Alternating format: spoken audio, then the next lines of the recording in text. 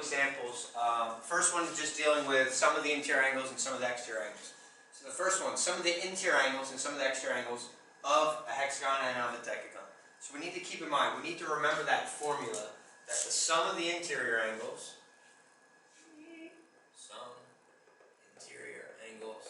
equals n minus 2 times 180. Sum of the exterior angles, that is the no-brainer question. So first, hexagon. You need to be familiar with these terms. Hexagon, decagon, octagon, nonagon, heptagon, septagon, same thing.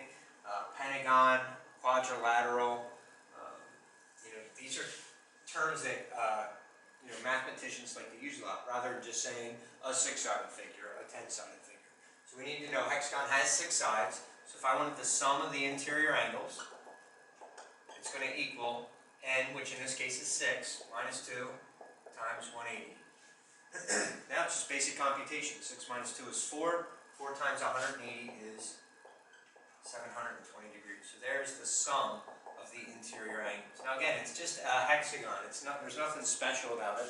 So I can't say anything specific about each individual angle, but I do know the sum of all of them, the sum of the 6, they're going to add up to 720 degrees.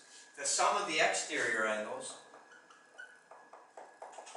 doesn't require any work, does it? We already went over. The sum of the exterior angles of any polygon is 360 degrees. So bam, 360 right there.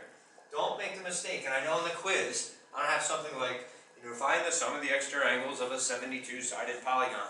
And somebody's going to be like, oh, 72 minus 2 times 180 divided by 72. They're going to come with this long. You don't have to do anything. The sum of the exterior angles of any polygon is 360 degrees. Part 2, or in this case B, let's look at a decagon. A decagon has 10 events. Almost a decathlon has 10 events over 2 days. 5 events one day, 5 events the next day. First event day 1 is the 100-meter dash. Second event day 2 is 110 high hurdles.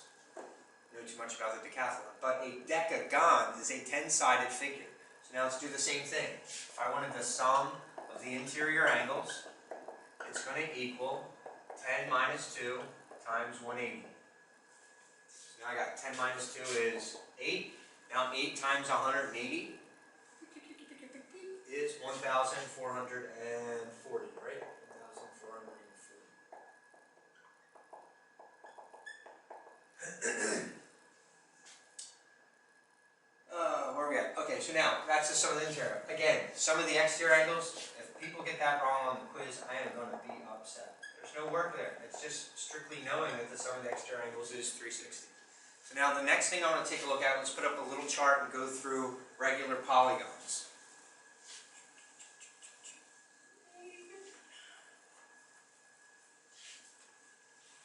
Now in regular polygons, we put all those formulas where the sum of the interior angles was n minus 2 times 180, and we could find 1 since they're all equal by dividing that by n. And same thing with 360. And the 3 equations we put on the board, we said one interior angle was n minus 2 times 180 divided by n. One exterior angle was 360 divided by n. And then we said we could work this around to say, hey, n was equal to 360 divided by the exterior angle. Of all the, these two are the easiest to deal with. So, we saw this little chart. We saw a chart like this. How many do I need? 5 here? Or where this is going to be number of sides. Okay. One exterior angle, one interior angle. And then we could fill this in. I could say, what if it had 5 sides? What if it had 6 sides?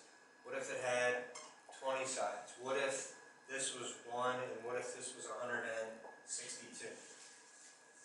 So now, to find the if they give me n, I could use this formula to find the interior angle, and use this formula to find the exterior angle. Again, not that there's anything wrong with this formula, but how many people want to use n minus 2 in parentheses times 180 divided by n? I far too often see people make mistakes when they try and use that formula because they do order of operations wrong, they make a simple calculation wrong. It's real easy to do 360 divided by a number. So in this case, we'll look at the first one. If it had 5 sides, if I wanted the exterior angle, this is going to be 360 divided by 5. So if I did 360 divided by 5, we get 72 degrees. So the exterior angle of a, now this is regular polygons, right? I put that up there, I forgot to say that. But this, we can only use these because this applies to regular polygons.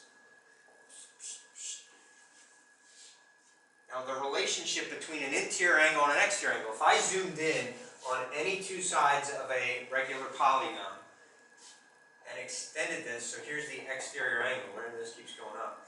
The interior angle and the exterior angle have to be supplementary. They have to add up to 180, they form a straight line.